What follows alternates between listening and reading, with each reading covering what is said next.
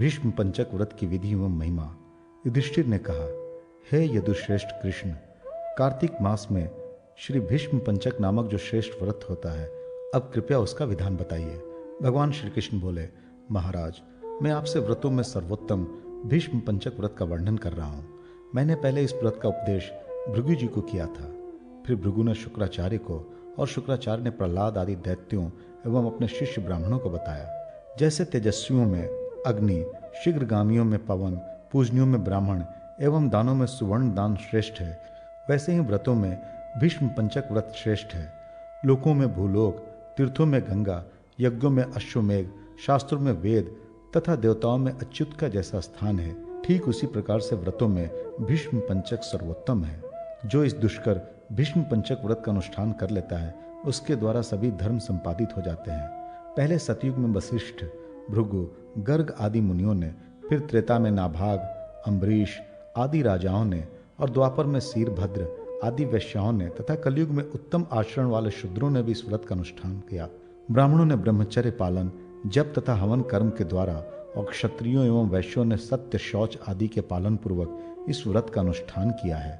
सत्यहीन मूढ़ मनुष्यों के लिए इस व्रत का अनुष्ठान असंभव है। यह भीष्म पंचक व्रत 5 दिन तक होता है। इस भीष्म पंचक व्रत में असत्य भाषण, शिकार खेलने आदि अनुचित कर्मों का त्याग करना चाहिए। 5 दिन विष्णु भगवान का पूजन करते हुए शाक मात्र का ही आहार करना चाहिए। पति की आज्ञा से स्त्री भी सुख प्राप्ति हेतु इस व्रत का आचरण कर सकती है। विधवा नारी भी पुत्र पौत्रों की समृद्धि अथवा मोक्षार्थ इस व्रत को कर सकती है। इसमें कार्तिक मास पर्यंत नित्य प्रातः स्नान, दान, मध्याह्न स्नान और भगवान विष्णु के पूजन का विधान है। नदी, झरना, देवखात या किसी पवित्र जलाशय में शरीर में गोमय लगाकर स्नान कर जौ, चावल तथा तिलों से देवता, ऋषियों और पितरों का तर्पण करना चाहिए। भगवान विष्णु को भी मधु, दुग्ध, घी तथा चंदन मिश्रित जल से भक्ति पूर्वक स्नान कराना चाहिए। कपूर, पंचगव्य, कुमकुम, चंदन तथा सुगंधित पदार्थों के द्वारा भगवान गरुड़ ध्वज विष्णु का उपलेपन करना चाहिए। उनके सामने एक दीपक 5 दिनों तक अनवरत दिन रात प्रज्वलित रखना चाहिए।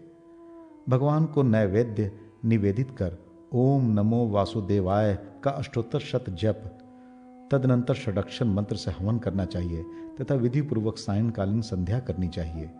जमीन पर सोना चाहिए। ये सभी कार्य 5 दिनों तक किए जाने चाहिए। इस व्रत में पहले दिन भगवान विष्णु के चरणों के कमल पुष्पों के द्वारा पूजा करनी चाहिए। दूसरे दिन बिल्व पत्र के द्वारा उनके घुटनों की, तीसरे दिन नाभि स्थल पर केवड़े के पुष्प द्वारा पूजा करनी चाहिए। चौथे दिन बिल्व एवं जप पुष्पों से भगवान के स्कंद प्रदेश की पूजा करनी चाहिए और 5वें दिन मालती पुष्पों से भगवान के शिरोभाग की पूजा करनी चाहिए। इस प्रकार ऋषिकेश का पूजन करते हुए व्रती को एकादशी के दिन व्रत का अभिमंत्रित गोमय तथा द्वादशी को गोमूत्र का प्राशन करना चाहिए। त्रयोदशी को दूध तथा चतुर्दशी को दधि का प्राशन करना चाहिए। काय शुद्धि के लिए 4 दिन इनका प्राशन करना चाहिए। 5वें दिन स्नान कर केशव की विधिवत पूजा करनी चाहिए। तत्पश्चात ब्राह्मण को भक्ति पूर्वक भोजन कराकर दक्षिणा देनी चाहिए। इसी प्रकार पुराण वाचकों को भी वस्त्राभूषण प्रदान करना चाहिए। रात्रि में पहले पंचगव्य पान करके पीछे अन्न भोजन करें। इस प्रकार से भीष्म पंचक व्रत का समापन करना चाहिए। यह भीष्म पंचक व्रत परम पवित्र और संपूर्ण पापों का नाश करने वाला है। राजन, इसी भीष्म पंचक व्रत का वर्णन शरशैया पर पड़े हुए महात्मा भीष्म ने स्वयं किया था। इसे मैंने आपको बता दिया। जो मानव भक्ति पूर्वक इस व्रत का पालन करता है, उसे भगवान अच्युत मुक्ति प्रदान करते हैं। ब्रह्मचारी, गृहस्थ, वानप्रस्थ अथवा सन्यासी जो कोई भी इस व्रत को करते हैं, उन्हें वैष्णव स्थान प्राप्त होता है। कार्तिक शुक्ल एकादशी से व्रत प्रारंभ करके पौर्णमासी को व्रत पूर्ण करना चाहिए। जो इस व्रत को संपन्न करता है, वो ब्रह्म हत्या, गो हत्या आदि बड़े बड़े पापों से भी मुक्त हो जाता है और शुद्ध सद्गति को प्राप्त होता है। एवं भीम द्वादशी व्रत का विधान। युधिष्ठिर के द्वारा मल्ल द्वादशी के विषय में पूछे जाने पर भगवान श्री कृष्णचंद्र ने कहा, महाराज, जब मेरी अवस्था 8 वर्ष की थी, उस समय यमुना तट पर भांडीर वन में वट वृक्ष के नीचे एक सिंहासन पर मुझे बैठाकर सूरभद्र, मंडलिक, योगवर्धन तथा यक्षेंद्र भद्र आदि बड़े बड़े मल्लों और गोपाली, धन्या, विशाखा, ध्यानानिष्ठिका, अनुगंधा, सुभगा आदि गोपियों ने दही, दूध और फल फूल आदि से मेरा पूजन किया। तत्पश्चात 360 मल्लों ने भक्ति पूर्वक मेरा पूजन करते हुए मल्ल युद्ध को संपन्न किया तथा हमारी प्रसन्नता के लिए बड़ा भारी उत्सव मनाया। उस महोत्सव में भांति भांति के भक्ष्य भोज, गोदान, गोष्ठी तथा पूजन आदि कार्य संपन्न किए गए थे। श्रद्धापूर्वक ब्राह्मणों का पूजन भी हुआ था। उसी दिन से यह मल्ल द्वादशी प्रचलित हुई है। इस व्रत को मार्गशीर्ष मास के शुक्ल पक्ष की द्वादशी से आरंभ कर कार्तिक मास के शुक्ल पक्ष की द्वादशी तक करना चाहिए और प्रति मास क्रम से केशव, नारायण, माधव, गोविंद, विष्णु, मधुसूदन, त्रिविक्रम, वामन, श्रीधर, ऋषिकेश, पद्मनाभ तथा दामोदर इन नामों से गंध, पुष्प, धूप, दीप, गीत, वाद, नृत्य सहित पूजन करें और कृष्णो में प्रियताम इस प्रकार उच्चारण करें। यह द्वादशी व्रत मुझे बहुत प्रिय है। चूंकि मल्लों ने इस व्रत को प्रारंभ किया था, अतः इसका नाम मल्ल द्वादशी है। जिन गोपों के द्वारा इस व्रत को संपन्न किया गया उन्हें गाय, महिषी, कृषि आदि प्रचुर मात्रा में प्राप्त हुआ। जो कोई पुरुष इस व्रत को संपन्न करेगा, मेरे अनुग्रह से वह आरोग्य, बल, ऐश्वर्य और शाश्वत विष्णु लोक को प्राप्त करेगा। भगवान श्री कृष्ण पुनः बोले, महाराज, प्राचीन काल में विदर्भ देश में भीम नामक एक प्रतापी राजा थे। वे दमयंती के पिता एवं राजा नल के ससुर थे। राजा भीम बड़े पराक्रमी, सत्यवक्ता और प्रजापालक थे। वे शास्त्रोक्त विधि से राज्य कार्य करते थे। एक दिन तीर्थ यात्रा करते हुए ब्रह्मा जी के पुत्र पुलसत्य मुनि उनके यहाँ पधारे। राजा ने आर्ध पदाधि द्वारा उनका बड़ा आदर सत्कार किया। पुलसत्य मुनि ने प्रसन्न होकर राजा से कुशल क्षेम पूछा। तब राजा ने अत्यंत विनयपूर्वक कहा, महाराज, जहाँ आप जैसे महानुभाव का आगमन हो वहाँ सब कुशल ही होता है। आपके यहाँ पधारने से मैं पवित्र हो गया। इस तरह से अनेक प्रकार के स्नेह की बातें राजा तथा पुलसत्य मुनि के बीच होती रही। कुछ समय के पश्चात विदर्भापति भीम ने पुलसत्य मुनि से पूछा, प्रभु, संसार के जीव अनेक प्रकार के दुखों से सदा पीड़ित रहते हैं और उसमें गर्भवास सबसे बड़ा दुख है। प्राणी अनेक प्रकार के रोग से ग्रस्त हैं। जीवों की ऐसी दशा को देखकर मुझे अत्यंत कष्ट होता है। अतः ऐसा कौन सा उपाय है जिसके द्वारा थोड़ा परिश्रम करके ही जीव संसार के दुखों से छुटकारा पाने में समर्थ हो जाए? यदि कोई व्रत दानादि हो तो आप मुझे बतलाएं। पुलसत्य मुनि ने कहा, राजन, यदि मानव माघ मास के शुक्ल पक्ष की द्वादशी को उपवास करें तो उसे कोई कष्ट नहीं हो सकता। यह तिथि परम पवित्र करने वाली है। यह व्रत अति गुप्त है, किंतु आपके स्नेह ने मुझे कहने के विवश कर दिया है। अदीक्षित से इस व्रत को कभी नहीं कहना चाहिए। जितेंद्रिय, धर्मनिष्ठ और विष्णु भक्त पुरुष इस व्रत के अधिकारी हैं। ब्रह्मघाती, गुरुघाती, स्त्रीघाती, कृतघ्न, मित्रद्रोही आदि बड़े बड़े पातकी इस व्रत को करने से पाप मुक्त हो जाते हैं। इसके लिए शुद्ध तिथि में और अच्छे मुहूर्त में 10 हाथ लंबा चौड़ा मंडप तैयार करना चाहिए तथा उसके मध्य में 5 हाथ की एक वेदी बनानी चाहिए। वेदी के ऊपर एक मंडल बनाए जो 5 रंगों से युक्त हो। मंडप में 8 अथवा 4 कुंड बनाए। कुंडों में ब्राह्मणों को उपस्थापित करें। मंडल के मध्य में कर्णिका के ऊपर पश्चिमाभिमुख चतुर्भुज भगवान जनार्दन की प्रतिमा स्थापित कर गंध, पुष्प, धूप, दीप आदि भांति भांति के उपचारों तथा नैवेद्यों से शास्त्रों का विधि से ब्राह्मणों द्वारा उनकी पूजा करानी चाहिए। नारायण के सम्मुख 2 स्तंभ गाड़कर उनके ऊपर एक आड़ा काष्ठ रख उसमें एक दृढ़ छींका बांधना चाहिए। उस पर सुवर्ण, चांदी, ताम्र अथवा मृतिका का सहस्त्र, शत अथवा एक छिद्र समन्वित उत्तम कलश जल, दूध अथवा घी से पूर्ण कर रखना चाहिए। पलाश की समिधा, तिल, घृत, खीर और शमी पत्रों से ग्रहों के लिए आहुति देनी चाहिए। ईशान कोण में ग्रहों को पीठ स्थापन कर ग्रह यज्ञ विधान से ग्रहों की पूजा करनी चाहिए। पूर्व आदि दिशाओं में इंद्र, यम, वरुण और कुबेर का पूजन कर शुक्ल वस्त्र तथा चंदन से भूषित हाथ में कुश लेकर यजमान को एक पीढ़ी के ऊपर भगवान के सामने बैठना चाहिए। यजमान को एकाग्रचित्त हो कलश से गिरती जल धारा को निमंत्रण का पाठ करते हुए भगवान को प्रणाम पूर्वक अपने सर पर धारण करना चाहिए। उस समय ब्राह्मणों को चारों दिशाओं के कुंडों में हवन करना चाहिए। साथ ही शांति का ध्याय और विष्णु सुक्ता का पाठ किया जाना चाहिए। शंख ध्वनि करना चाहिए। भांति भांति के वाद्यों को बजाना चाहिए। पुण्य जयघोष करना चाहिए। मांगलिक स्तुति पाठ करना चाहिए।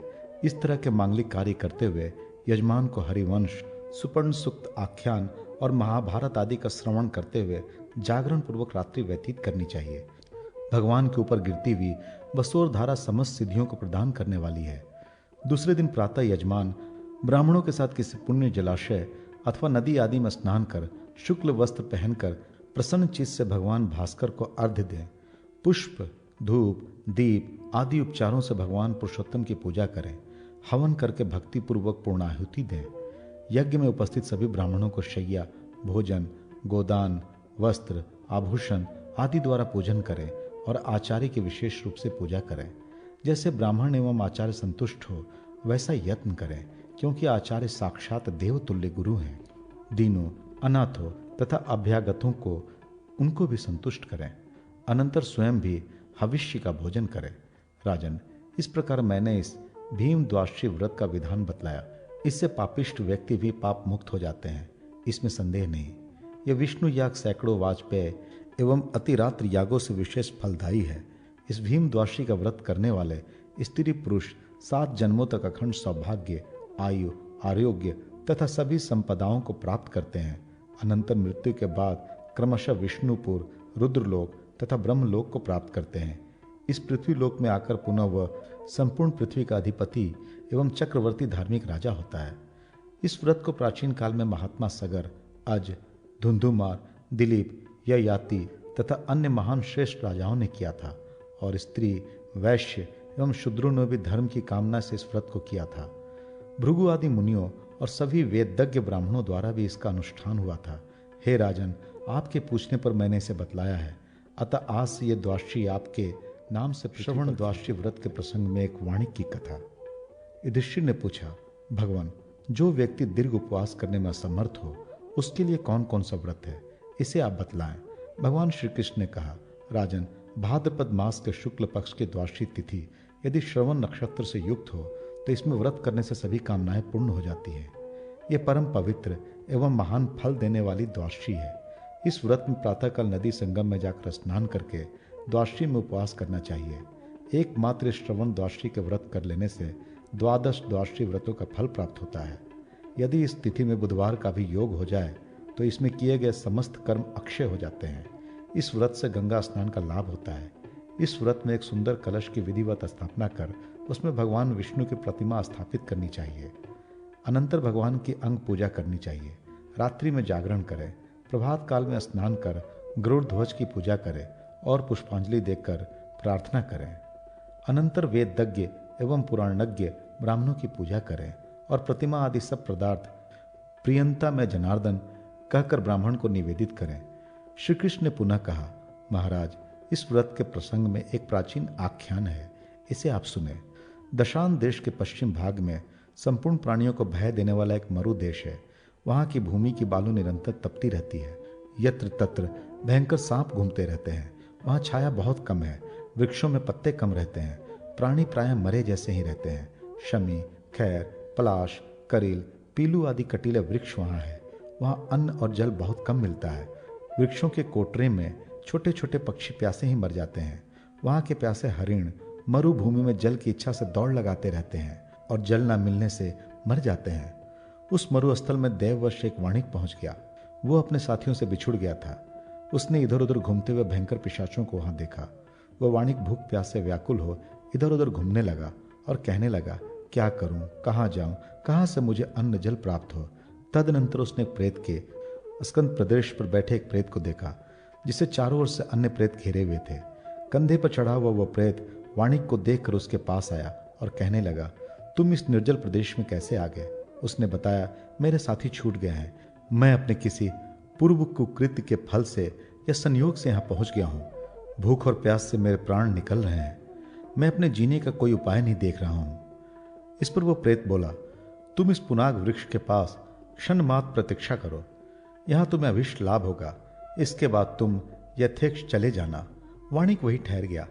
दोपहर के समय कोई व्यक्ति पुनाग वृक्ष से एक कटोरे में जल तथा दूसरे कटोरे में दही और भात लेकर प्रकट हुआ और उसने वह वाणिक को प्रदान किया। वाणिक उसे ग्रहण कर संतुष्ट हुआ। उसी व्यक्ति ने प्रेत समुदाय को भी जल और दही भात दिया। इससे वह सभी संतृप्त हो गए। शेष भाग को उस व्यक्ति ने स्वयं भी ग्रहण किया। इस पर आश्चर्यचकित हो वाणिक ने उस प्रेताधीप से पूछा, ऐसे दुर्गम स्थान में अन्न जल की प्राप्ति आपको कहां से होती है? थोड़े से ही अन्न जल से बहुत से लोग कैसे तृप्त हो जाते हैं? मुझे सहारा देने वाले इस स्थान में आप कैसे मिल गए? हे शुभव्रत, आप ये बतलाएं कि ग्रास मात्र से ही आपको संतुष्टि कैसे हो गई? इस घोर अटवी में आपने अपना स्थान कहाँ बनाया है? मुझे बड़ा कौतूहल हो रहा है। मेरा संशय आप दूर करें। प्रेताधीप ने कहा, हे भद्र, मैंने पहले बहुत दुष्कृत किया था। दुष्ट बुद्धि वाला मैं पहले रमणीय शाकल नगर में रहता था। व्यापार में ही मैंने अपना अधिकांश जीवन बिता दिया। प्रमादवश मैंने धन के लोभ से कभी भी भूखों को न अन्न दिया और न प्यासे की प्यास बुझाई। मेरे ही घर के पास एक गुणवान ब्राह्मण रहता था। वो भाद्रपद मास के श्रवण नक्षत्र से युक्त द्वादशी के योग में कभी मेरे साथ तोषा नाम की नदी में गया। तोषा नदी का संगम चंद्रभागा से हुआ है। चंद्रभागा चंद्रमा की, तोषा सूर्य की कन्या है। उन दोनों का शीतोष्ण जल बड़ा मनोहर है। उस तीर्थ में जाकर हम लोगों ने स्नान किया और उपवास किया। हमने वहां दध्योदन, छत्र, वस्त्र आदि उपचारों से भगवान विष्णु के प्रतिमा की पूजा की। उसके अनंतर हम लोग घर आ गए। मरने के अनंतर नास्तिक होने से मैं प्रेतत्व को प्राप्त हुआ। इस घोर अटवी में जो हो रहा है वो तो आप देख ही रहे हैं। ये जो अन्य प्रेतगण आप देख रहे हैं, इनमें कुछ ब्राह्मणों के धन का अपहरण करने वाले, कोई पर्दारारत है, कोई अपने स्वामी से द्रोह करने वाले तथा कोई मित्रद्रोही है। मेरा अन्न पान करने से ये सब मेरे सेवक बन गए हैं। भगवान श्री कृष्ण अक्षय सनातन परमात्मा है। अनेक उद्देश्य से जो कुछ भी दान किया जाता है वह अक्षय होता है।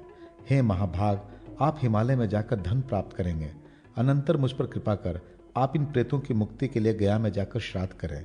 इतना कहकर वो प्रेताधीप मुक्त होकर विमान में बैठकर स्वर्ग लोक चला गया।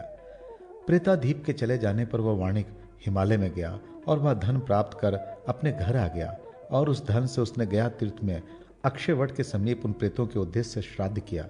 वह वाणिक जिस जिस प्रेत की मुक्ति के निमित्त श्राद्ध करता था, वह प्रेत वाणिक को स्वर्ग में दर्शन देकर कहता था कि हे महाभाग, आपकी कृपा से मैं प्रेतत्व से मुक्त हो गया और मुझे परम गति प्राप्त हुई। इस प्रकार वे सभी प्रेत मुक्त हो गए। राजन, वह वाणिक पुनः घर लौट आया और उसने भाद्रपद मास के श्रवण द्वादशी के योग में भगवान जनार्दन की पूजा की, ब्राह्मणों को गोदान किया, जितेंद्रिय होकर प्रतिवर्ष नदी के संगमों पर यह सब कार्य किया और अंत में उसने मानव श्रावण द्वादशी व्रत में वामनावतार की कथा तथा व्रत विधि। भगवान श्री कृष्ण ने कहा, युधिष्ठिर, भाद्रपद मास के एकादशी तिथि यदि श्रवण नक्षत्र से युक्त हो तो उसे विजया तिथि कहते हैं। वो भक्तों को विजय प्रदान करने वाली है। एक बार दैत्यराज बलि से पराजित होकर सभी देवता भगवान विष्णु की शरण में पहुंचे और कहने लगे, प्रभु, सभी देवताओं के एकमात्र आश्रय आप ही हैं। आप महान कष्ट से हमारा उद्धार कीजिए, इस दैत्य बलि का विनाश कीजिए। इस पर भगवान ने कहा, देवगणों, मैं ये जानता हूं कि विरोचन पुत्र बलि तीनों लोकों का कंटक बना हुआ है, पर उसने तपस्या द्वारा अपनी आत्मा की अपने में भावना कर ली है। वो शांत है, जितेंद्रिय है और मेरा भक्त है। उसके प्राण मुझ में ही लगे हैं। वो सत्य प्रतिज्ञ है। बहुत दिनों के बाद उसकी तपस्या का अंत होगा। जब मैं इसे अविनय संपन्न समझूंगा तब उसका अभिष्ट हरण कर लूंगा और आपको दे दूंगा। पुत्र की इच्छा से देव माता अदिति भी मेरे पास आई थी। देवताओं, मैं उनका भी कल्याण करूंगा। अवतार लेकर देवताओं का संरक्षण और असुरों का विनाश करूंगा। इसलिए आप लोग निश्चिंत होकर जाएं और समय की प्रतीक्षा करें। देवगण भगवान विष्णु का स्मरण करते हुए वापस आ गए। इधर अदिति भी भगवान विष्णु का ध्यान करती थी। कुछ काल में उसने गर्भ में भगवान को धारण किया। 9वें मास में वामन भगवान अदिति के गर्भ से प्रादुर्भूत हुए। उनके पैर छोटे, शरीर छोटा, सिर बड़ा और छोटे बच्चे के समान हाथ पैर, उदर आदि थे। वामन रूप में जब अदिति ने पुत्र को देखा और जब वो कुछ कहने की उद्यत हुई तो देववाया से उनकी वाणी अवरुद्ध हो गई। हे नरोत्तम, भाद्रपद मास के श्रवण नक्षत्र से युक्त एकादशी तिथि में जब त्रिविक्रम वामन भगवान का पृथ्वी पर अवतार हुआ तब पृथ्वी डगमगाने लगी। दैत्यों में भय छा गया और देवगण प्रसन्न हो गए। महामुनि कश्यप ने शिशु के जात कर्मादि संस्कार स्वयं ही किए। वामन भगवान दंड, मेखला, योग्योपवित्त, कमंडलू तथा छत्र धारण कर राजा बलि के यज्ञ स्थल में गए। उन्होंने बलि से कहा, यज्ञपते, मुझे 3 पग भूमि प्रदान करो। बलि ने कहा, मैंने दे दिया। उसी समय भगवान वामन ने अपना शरीर बढ़ाना प्रारंभ किया। भगवान ने अपना शरीर इतना विशाल बना लिया कि एक पग से संपूर्ण पृथ्वी लोक को नाप लिया तथा द्वितीय पग से ब्रह्मलोक को नाप लिया। तीसरा पग रखने के लिए जब कोई स्थान न मिला तो देवगण, सिद्ध, ऋषि मुनि इस कृत्य को देखकर साधु साधु कहने लगे और भगवान की स्तुति करने लगे। तदनंतर सभी दैत्य गणों को जीतकर उन्होंने दैत्यराज बलि से कहा, तुम अपने परिजनों के साथ सुतल लोक में चले जाओ। मेरे द्वारा सुरक्षित रहकर तुम वहां अभिप्सित भोगों का उपभोग करोगे। वर्तमान में जो इंद्र है उनके बाद तुम इंद्रत्व को प्राप्त करोगे। बलि भगवान को प्रणाम कर प्रसन्न हो सुतल लोक को चला गया। भगवान ने देवताओं से कहा, आप लोग अपने अपने स्थान पर निश्चिंत होकर रहें। भगवान भी संसार का कल्याण करके वहीं अंतर्धान हो गए। राजन, ये सभी कर्म एकादशी तिथि को हुए थे, अतः ये तिथि देवताओं की विजय तिथि मानी गई है। यही एकादशी तिथि फाल्गुन मास में पुष्य नक्षत्र से युक्त होने पर विजया तिथि कही गई है। एकादशी के दिन उपवास कर रात्रि में भगवान वामन की प्रतिमा बनाकर पूजा करनी चाहिए। प्रतिमा के समीप ही कुंडिका, छत्र, चरण पादुका, यष्टि, यज्ञोपवीत, कमंडलू तथा मृग शर्म आदि स्थापित करना चाहिए। अनंतर विधिवत उनकी पूजा करनी चाहिए। मंत्रों से उन्हें नमस्कार करना चाहिए और प्रार्थना करना चाहिए। इसके अनंतर भगवान को शयन कराएं, गीत वाद स्तुति आदि के द्वारा जागरण करें। प्रातःकाल उस प्रतिमा की पूजा कर मंत्र पूर्वक उसे ब्राह्मण को निवेदित करते हैं। ब्राह्मणों को भोजन कराकर स्वयं भी मौन होकर भोजन करें। इस व्रत के करने से व्रती का एक मनवंतर पर्यंत विष्णु लोक में वास होता है। तदनंतर वह इस लोक में आकर चक्रवर्ती दानी राजा होता है। वो निरोग, दीर्घायु, द्वादशी एवं गोविंद द्वादशी व्रत। भगवान श्री कृष्ण ने कहा, पौष मास के कृष्ण पक्ष की द्वादशी से ज्येष्ठ मास की द्वादशी तक प्रत्येक मास की कृष्ण द्वादशी को श्रावण मासिक संप्राप्ति द्वादशी व्रत किया जाता है। प्रत्येक मास में क्रमशः पुंडरीकाक्ष, माधव, विश्वरूप, पुरुषोत्तम, अच्युत तथा जय इन नामों से उपवास पूर्वक भगवान की पूजा करनी चाहिए। पुनः आषाढ़ कृष्ण द्वादशी से व्रत ग्रहण कर मार्गशीर्ष तक व्रत का नियम लेना चाहिए। पूर्व विधान से उपवास पूर्वक उन्हीं नामों से क्रमशः भगवान का पूजन करना चाहिए। प्रति मास ब्राह्मण को भोजन कराकर दक्षिणा देना चाहिए। तेल एवं क्षार पदार्थ नहीं ग्रहण करने चाहिए। इस प्रकार एक वर्ष तक इस व्रत के करने से सभी कामनाएं पूर्ण हो जाती है और अंत में वह भगवान के अनुग्रह से अनेक लोक को प्राप्त कर लेता है। भगवान श्री कृष्ण ने पुनः कहा, महाराज, इसी प्रकार गोविंद द्वादशी नामक एक अन्य व्रत है। इसके करने से सभी अभिष्ट सिद्ध हो जाते हैं। पौष मास के शुक्ल पक्ष की द्वादशी को उपवास कर पुष्प, धूप, दीप, नैवेद्य आदि से कमल नयन भगवान गोविंद का पूजन कर अंतर मन में भी इसी नाम का उच्चारण करते रहना चाहिए। इस दिन पाखंडियों से बात नहीं करनी चाहिए। ब्राह्मणों को यथाशक्ति दक्षिणा देनी चाहिए। व्रती को गोमूत्र, गोमय, दधि अथवा गो दुग्ध का प्राशन करना चाहिए। दूसरे दिन स्नान कर उसी विधि से गोविंद का पूजन कर ब्राह्मण को भोजन कराकर स्वयं भी भोजन करना चाहिए। इसके साथ ही इस दिन गौ को तृप्तिपूर्वक भोजन कराना चाहिए।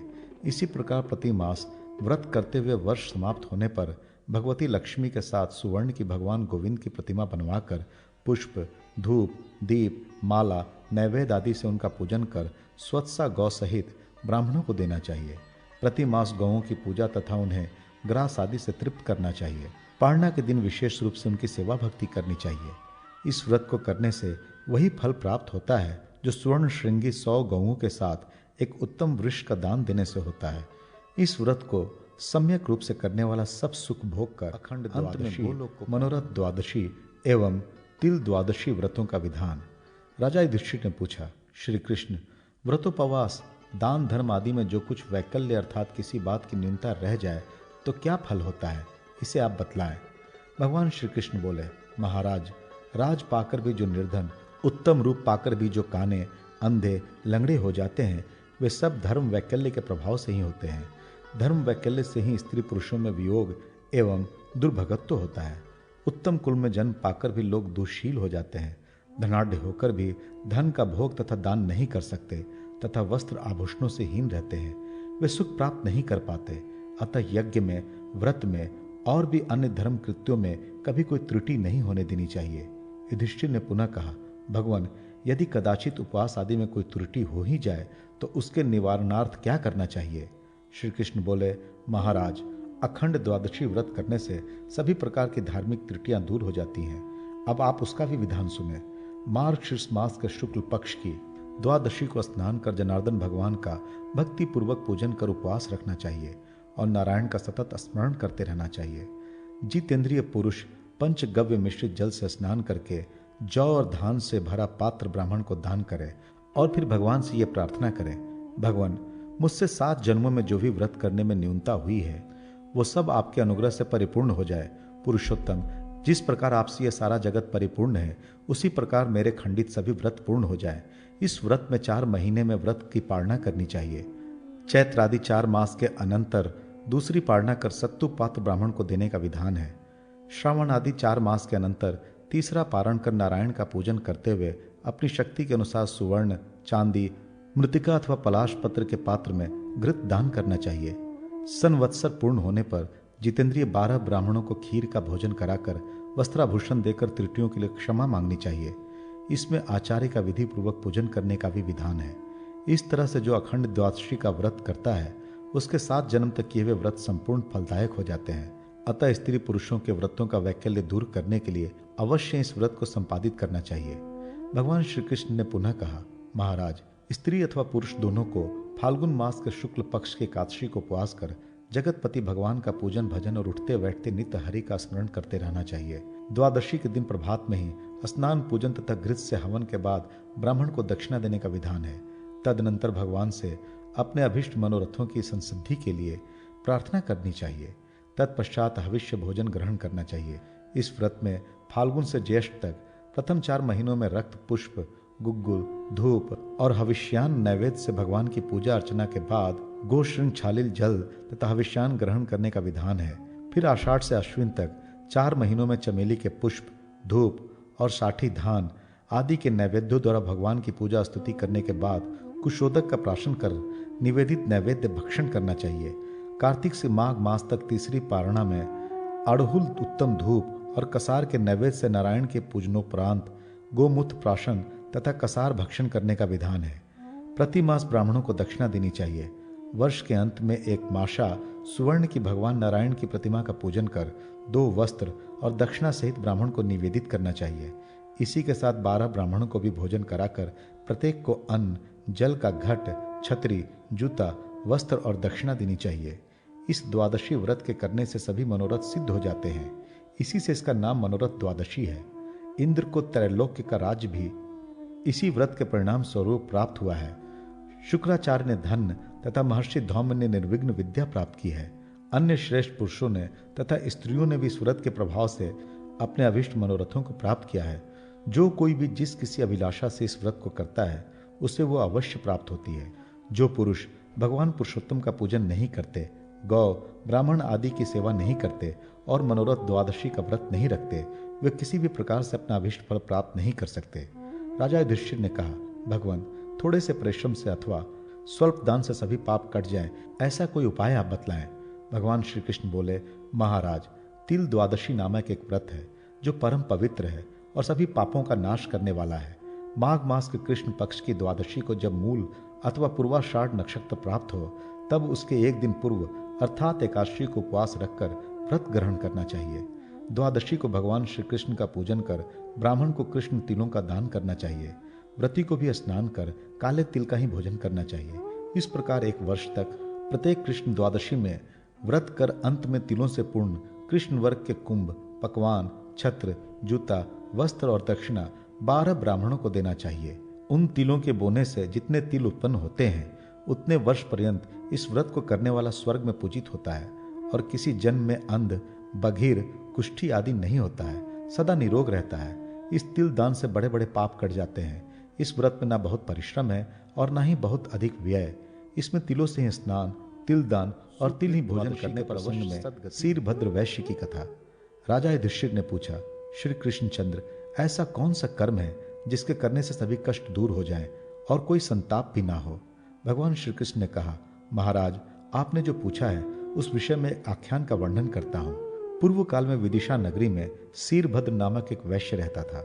वह पुत्र, पौत्र, कन्या, स्त्री आदि के भरण पोषण में ही लगा रहता था। फलस्वरूप स्वप्न में भी उसे परलोक की चिंता नहीं होती थी। वो न्याय अन्याय हर तरह के धन का ही उपार्जन करता, कभी दान, हवन, देव पूजन आदि कर्म का नाम भी नहीं लेता था। नित्य नैमित्तिक कर्मों का लोप उसने स्वयं कर लिया था। कुछ काल के अनंतर वह वैश्य मृत्यु को प्राप्त हुआ और विंध्यारण्य में यातना देह में प्रेत रूप से रहने लगा। एक दिन ग्रीष्म ऋतु में विपित नाम के वेद वेता ब्राह्मण ने उस प्रेत को देखा कि वह सूर्य किरणों से संतप्त नदी के बालू में लौट रहा है।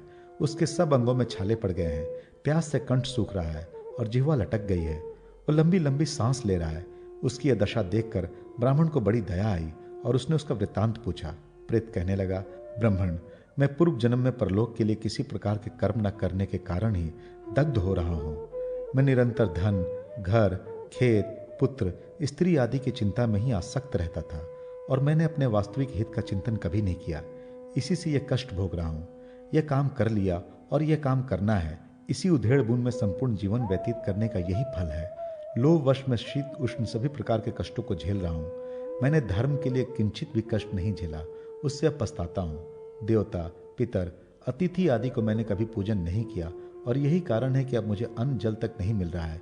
अन्याय के द्वारा एकत्र किए गए धन का उपभोग दूसरे लोग कर रहे होंगे, ये सोच सोच कर मुझे चैन नहीं मिलता।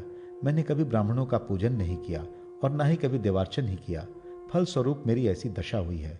चूंकि मैंने पापों का ही संचय किया, अतः मैं उसके फल को अकेले ही भोग रहा हूँ। मैं अपने किए दुष्कर्मों का ही फल भोग रहा हूँ। अतः हे मुनीश्वर, यदि ऐसा कोई उपाय हो तो आप उसे बताएं, जिससे इस दुर्गति से मेरा उद्धार हो। विपत्ति मुनि बोले, सिरभद्र, 10 जन्म पहले तुमने भगवान अच्युत की आराधना की इच्छा से सुकृत द्वादशी का उपवास किया था। उसके प्रभाव से इस पाप के एक बहुत बड़े भाग का क्षय हो गया है। अब तुम्हें अल्प काल में उत्तम गति प्राप्त होगी। यह द्वादशी व्रत के पापों का क्षय तथा पुण्य का संचार करने वाला है। इसी कारण इसका नाम सुकृत द्वादशी है। इस तरह सिरभद्र को आश्वस्त कर विपुति मुनि अपने आश्रम को चले गए और सिरभद्र भी द्वादशी व्रत के फल स्वरूप थोड़े काल के अनंतर मोक्ष को प्राप्त हो गया। इतना कहकर श्री कृष्ण भगवान बोले, हे महाराज, ये उपवास का प्रभाव है कि इतना पाप थोड़े ही काल में क्षय हुआ। इसलिए मनुष्य को पुण्य के लिए सदा यत्न करना चाहिए और अपने कल्याण के लिए उपवास आदि करते रहना चाहिए। राजा युधिष्ठिर ने पूछा, श्री कृष्णचंद्र, पापों से अति दारुण नरक की यातना भोगनी पड़ती है। ऐसा कौन सा व्रत है जिससे सब पाप नष्ट हो जाए और मोक्ष प्राप्त हो? भगवान श्री कृष्ण बोले, महाराज, फाल्गुन मास के शुक्ल पक्ष की एकादशी को उपवास कर काम, क्रोध, लोभ, मोह, दंभ आदि का त्याग कर संसार की असारता की भावना करता हुआ ओम नमो नारायणाय इस अष्टाक्षर मंत्र का जप करना चाहिए। और इसी भांति द्वादशी को भी भगवान मधुसूदन की पूजा आदि करनी चाहिए। प्रथम 4 मास के पारण में चांदी, तांबे अथवा मृतिका के पात्रों में यव भरकर ब्राह्मणों को देना चाहिए। आषाढ़ादि द्वितीय पारण में घृत पात्र देना चाहिए और कार्तिक आदि 4 मास में तिल पात्र ब्राह्मण को अर्पण करना चाहिए। भगवान की पूजा के अंतर उनके अनुग्रह की प्राप्ति के लिए प्रार्थना करनी चाहिए। तदनंतर भोजन करना चाहिए। वर्ष पूरा होने पर स्वर्ण की विष्णु प्रतिमा बनवाकर उसे पूजित कर वस्त्र, सुवर्ण, दक्षिणा सहित सवत्साधेनु ब्राह्मणों को देना चाहिए।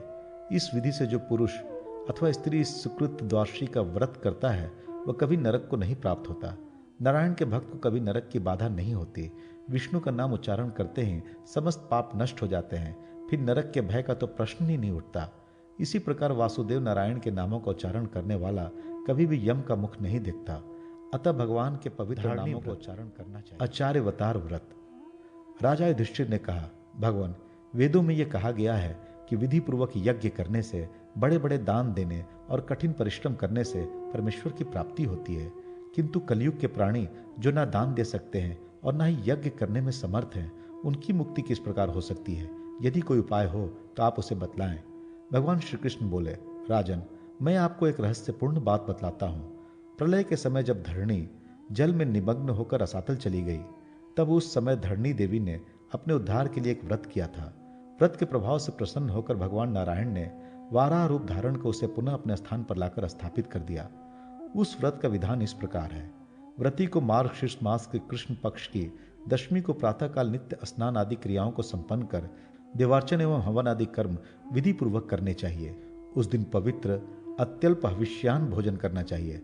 अनंतर पुनः 5 पग चलकर हाथ पांव धोकर पवित्र क्षीर वृक्ष के 8 अंगुल के दातुन से दंत धावन कर आचमन करना चाहिए। जल से अंगों का स्पर्श कर भगवान जनार्दन का ध्यान करते हुए वो दिन व्यतीत करना चाहिए। एकादशी को निराहार रहकर भगवान के नामों का जप करते रहना चाहिए। द्वादशी को प्रातः नदी आदि के पवित्र जल में स्नान करना चाहिए। स्नान से पूर्व नदी, तालाब अथवा शुद्ध एवं पवित्र स्थान की मृतिका ग्रहण करनी चाहिए। मृतिका ग्रहण करते समय मंत्र का उच्चारण करें।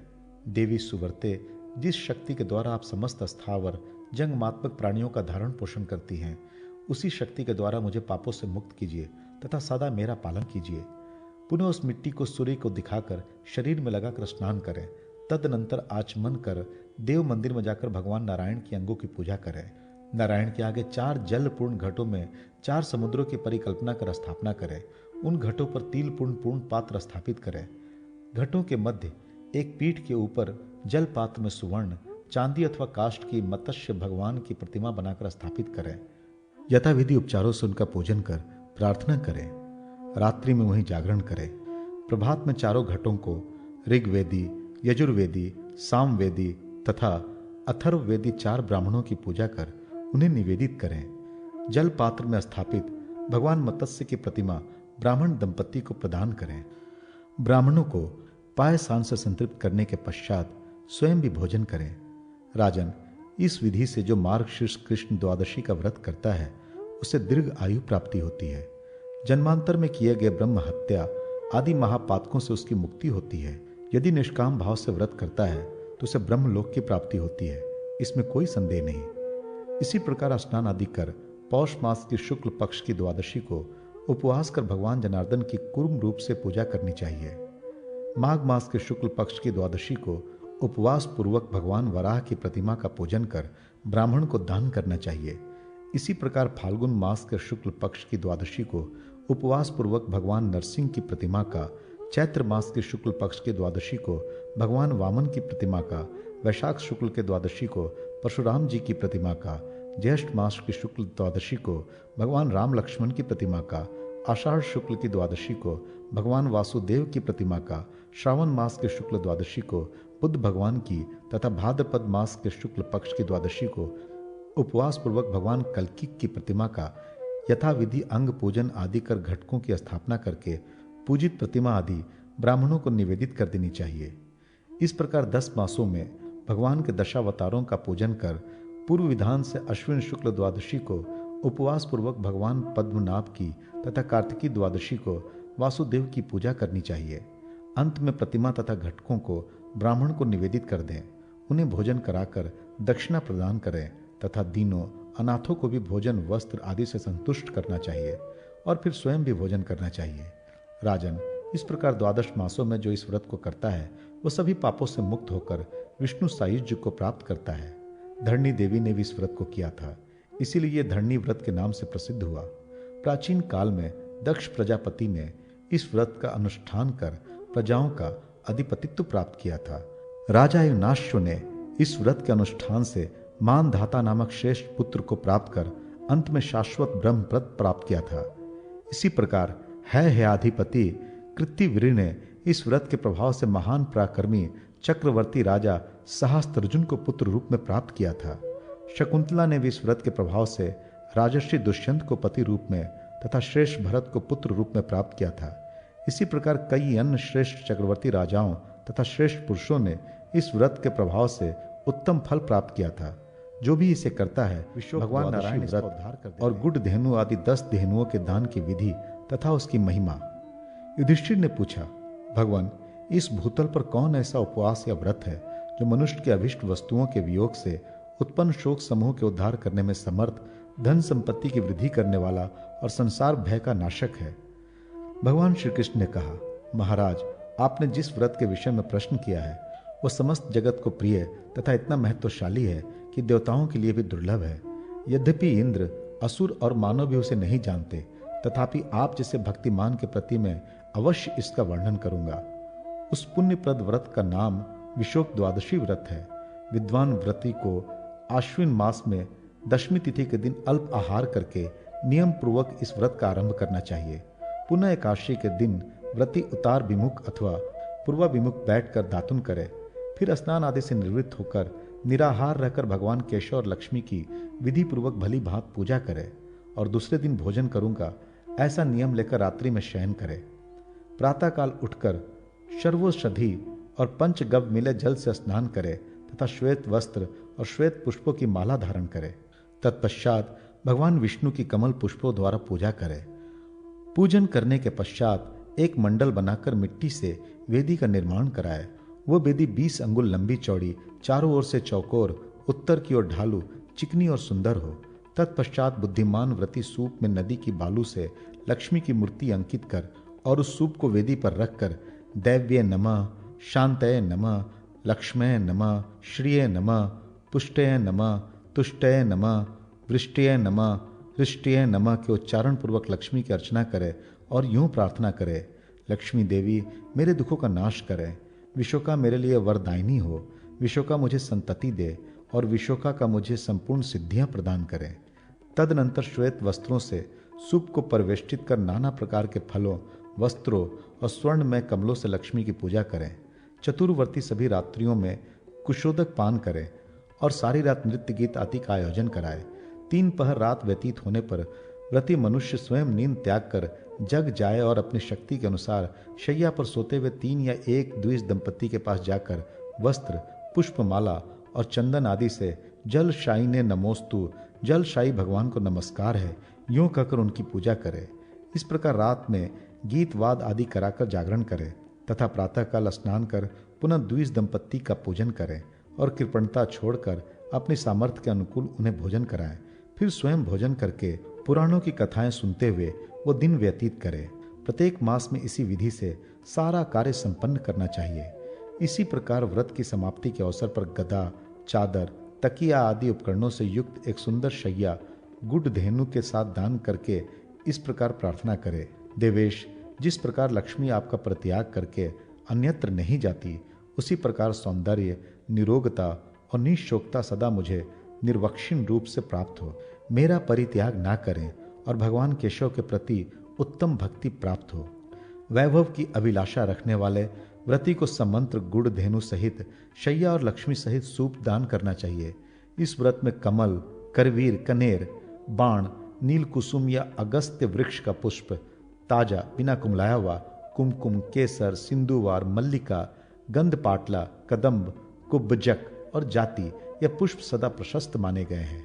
युधिष्ठिर ने पुनः पूछा, जगतपते, अब आप मुझे विशोक द्वादशी के प्रसंग में निर्दिष्ट गुड़ धेनु का विधान बतलाइए। साथ ही यह भी बतलाने की कृपा कीजिए कि गुड़ धेनु का रूप कैसा होता है और उसे किस मंत्र का पाठ करके दान करना चाहिए।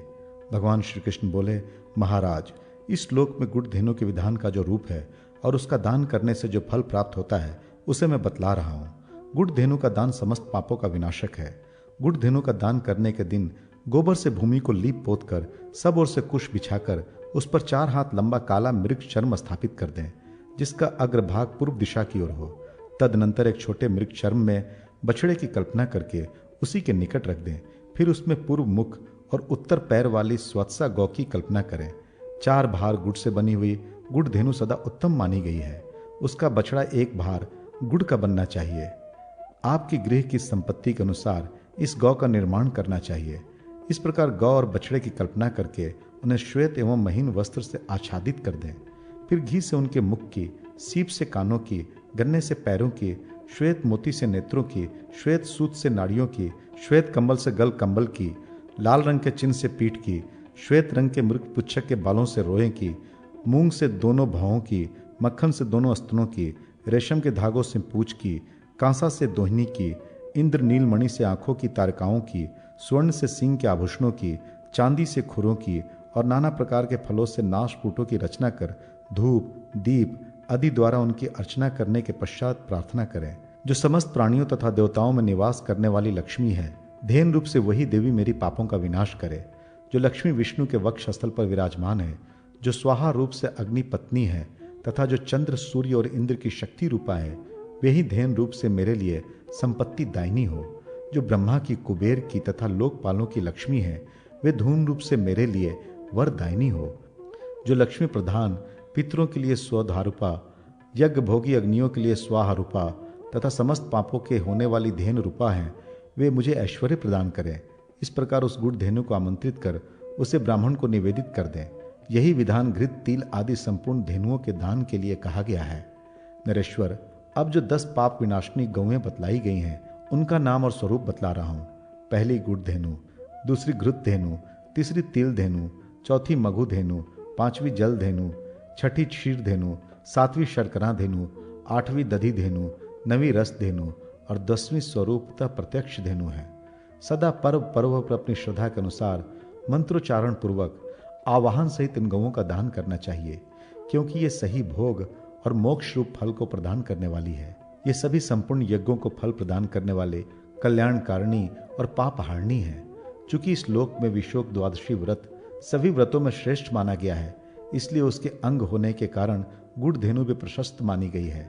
उत्तरायण और दक्षिणायन के दिन पुण्यप्रद विषुव योग, व्यतिपात योग अथवा सूर्य चंद्र के ग्रहण आदि पर्वों पर इन गुड़ धेनु आदि गौओं का दान करना चाहिए। ये विशोक द्वादशी पुण्यदायिनी, पापहारिणी और मंगल कारिणी है। इसका व्रत करके मनुष्य विष्णु के परम पद को प्राप्त हो जाता है तथा इस लोक में सौभाग्य, निरोगता और दीर्घायु प्राप्त कर अंत में श्री हरि का स्मरण करता हुआ व्रत में राजा पुष्पवाहन की कथा। भगवान श्री कृष्ण ने कहा, महाराज, अब मैं भगवान विष्णु के विभूति द्वादशी नामक सर्वोत्तम व्रत का वर्णन कर रहा हूँ, जो संपूर्ण देवगणों द्वारा अभिवंदित है। बुद्धिमान मनुष्य कार्तिक, वैशाख, मार्गशीर्ष, फाल्गुन अथवा आषाढ़ मास में शुक्ल पक्ष की दशमी तिथि को स्वल्पाहार कर सायंकालिक संध्योपासना से निवृत्त हो, इस प्रकार का नियम ग्रहण करे। प्रभो, मैं एकादशी को निराहार रहकर भगवान जनार्दन की भली भांति अर्चना करूंगा और द्वादशी के दिन ब्राह्मण के साथ बैठकर भोजन करूंगा। केशव, मेरा ये नियम निर्विघ्नता पूर्वक पूर्ण हो जाए और फलदायक हो। फिर रात में ओम नमो नारायणाय मंत्र का जप करते हुए सो जाए। प्रातःकाल उठकर स्नान जप आदि करके पवित्र और श्वेत पुष्पों की माला एवं चंदन आदि से भगवान पुंडरीकाक्ष का पूजन करें।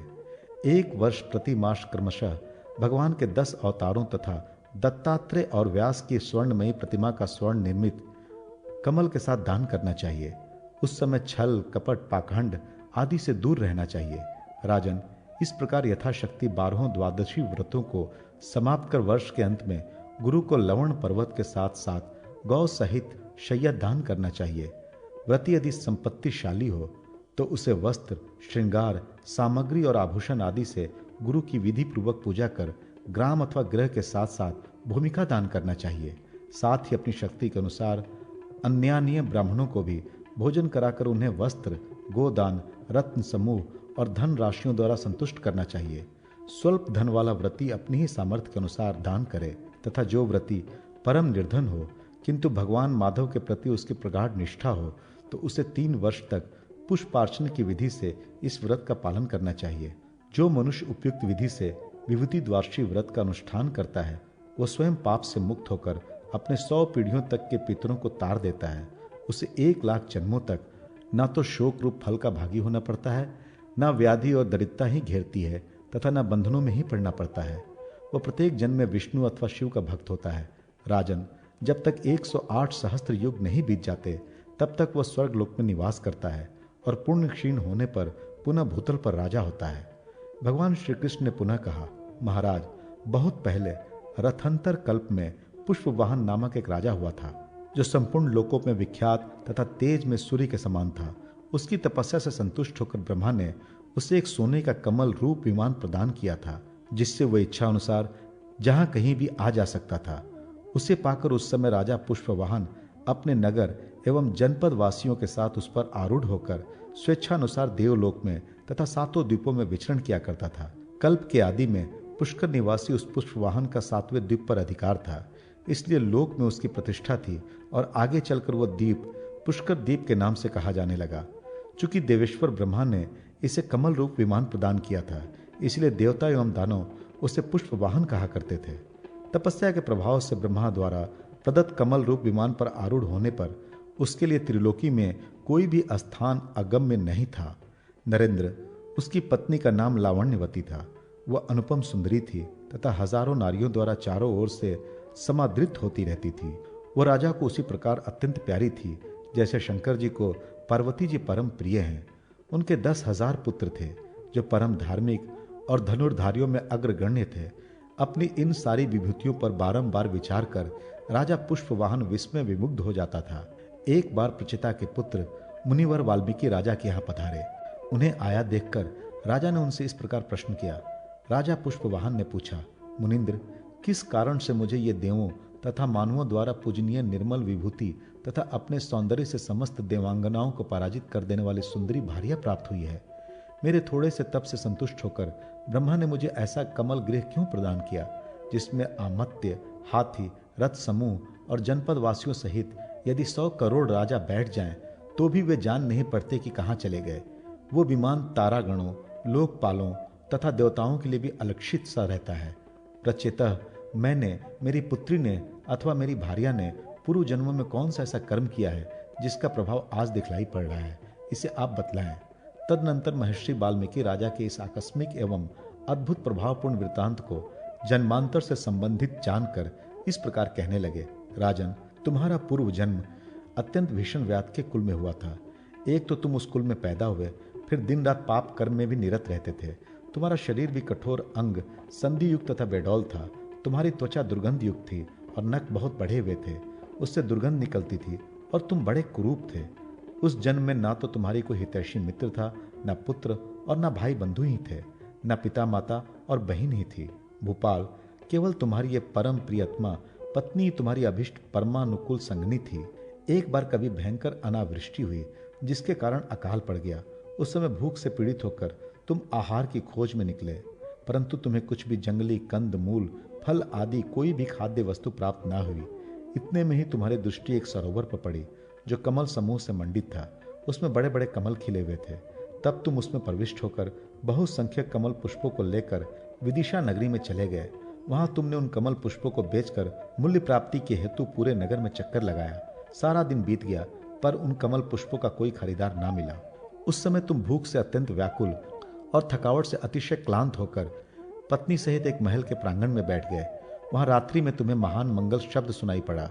उसे सुनकर तुम पत्नी सहित उस स्थान पर गए जहां वह मंगल शब्द हो रहा था। वहां मंडप के मध्य भाग में भगवान विष्णु की पूजा हो रही थी। तुमने उसका अवलोकन किया। वहां अनंगवती नाम की वैश्या माघ मास की विभूति द्वादशी व्रत की समाप्ति कर अपने गुरु को भगवान ऋषिकेश का विधिवत श्रृंगार कर स्वर्ण में कल्प वृक्ष, श्रेष्ठ लवणाचल और समस्त उपकरणों सहित शैया का दान कर रही थी। इस प्रकार पूजा करती हुई अनंगवती को देखकर तुम दोनों के मन में विचार जागृत हुआ कि इन कमल पुष्पों से क्या लेना देना है। अच्छा तो ये होता कि इनसे भगवान विष्णु का श्रृंगार किया जाता। नरेश्वर, उस समय तुम दोनों पति पत्नी के मन में ऐसी भक्ति उत्पन्न हुई और इसी अर्चा के प्रसंग में तुम्हारे उन पुष्पों से भगवान केशव और लवणाचल की अर्चना संपन्न हुई तथा शेष पुष्प समूहों से तुम दोनों ने शैया को भी सब ओर से सुसज्जित किया। तुम्हारी इस क्रिया से अनंगवती बहुत प्रसन्न हुई। उस समय उसने तुम दोनों को इसके बदले 300 अशर्फियां देने का आदेश दिया, पर तुम दोनों ने बड़ी दृढ़ता से उस धनराशि को अस्वीकार कर दिया। भूपते, तब अनंगवती ने तुम्हें भक्ष्य, भोज्य, लेह, चोष्य 4 प्रकार का अन्न लाकर दिया और कहा भोजन कीजिए, किंतु तुम दोनों ने उसका भी परित्याग कर दिया और कहा वरानने, हम लोग कल भोजन कर लेंगे। दृढ़ व्रते, हम दोनों जन्म से ही पाप परायण और कुकर्म करने वाले हैं, पर इस समय तुम्हारे उपवास के प्रसंग में हमें विशेष आनंद प्राप्त हो रहा है। उसी प्रसंग में तुम दोनों को धर्म का लेशांश प्राप्त हुआ और तुम दोनों ने रात भर जागरण भी किया था। दूसरे दिन प्रातःकाल अनंगवती ने भक्ति पूर्वक अपने गुरु को लवणाचल सहित शैया और अनेकों गांव प्रदान किए। उसी प्रकार उसने अन्य 12 ब्राह्मणों को भी सुवर्ण, वस्त्र, अलंकार आदि सहित 12 गौएं प्रदान की। तदनंतर सहृदय मित्र, दीन, अंधे और दरिद्रों के साथ तुम लुब्धक दंपत्ति को भोजन कराया और विशेष आदर सत्कार के साथ तुम्हें विदा किया। राजन, वो सपत्निक लुब्धक तुम ही थे जो इस समय राजा राजेश्वर के रूप में उत्पन्न हुए। उस कमल समूह से भगवान केशव का पूजन होने के कारण तुम्हारे सारे पाप नष्ट हो गए तथा दृढ़ त्याग, तप एवं निर्लोभिता के कारण तुम्हें इस कमल मंदिर की भी प्राप्ति हुई। राजन, तुम्हारी उसी सात्विक भावना के महात्म्य से, तुम्हारे थोड़े से ही तप से ब्रह्म रूपी भगवान जनार्दन तथा लोकेश्वर ब्रह्मा भी संतुष्ट हुए हैं। इसी से तुम्हारा पुष्कर मंदिर स्वेच्छानुसार जहां कहीं भी जाने की शक्ति से युक्त है। वह अनंगवती वैश्या भी इस समय कामदेव की पत्नी रति के सौत रूप में उत्पन्न हुई है। यह इस समय प्रीति नाम से विख्यात है और समस्त लोकों में सबको आनंद प्रदान करती तथा संपूर्ण देवताओं द्वारा सत्कृत है। इसलिए राजेश्वर, तुम उस पुष्कर गृह को भूतल पर छोड़ दो और गंगा तट का आश्रय लेकर विभूति द्वादशी व्रत का अनुष्ठान करो। उससे तुम्हें निश्चय ही मोक्ष की प्राप्ति हो जाएगी। श्री कृष्ण ने कहा, महाराज, ऐसा कहकर प्रेषिता मुनि वहीं अंतर्हित हो गए। तब राजा पुष्पवाहन ने मुनि के कथनानुसार सारा कार्य संपन्न किया। राजन, इस विभूति द्वादशी व्रत का अनुष्ठान करते समय अखंड व्रत का पालन करना आवश्यक है। जिस किसी भी प्रकार से हो सके 12 द्वादशियों व्रत कमल पुष्पों द्वारा संपन्न करना चाहिए। अनग, अपनी शक्ति के अनुसार ब्राह्मणों को दक्षिणा भी देने का विधान है। इसमें कृपणता नहीं करनी चाहिए, क्योंकि भक्ति से ही भगवान केशव प्रसन्न होते हैं। जो मनुष्य पापों को विदीर्ण करने वाला इस व्रत को पढ़ता या श्रवण करता है अथवा इसे करने के लिए सम्मति प्रदान करता है, वो भी 100 करोड़ वर्षों तक देवलोक में निवास करता है।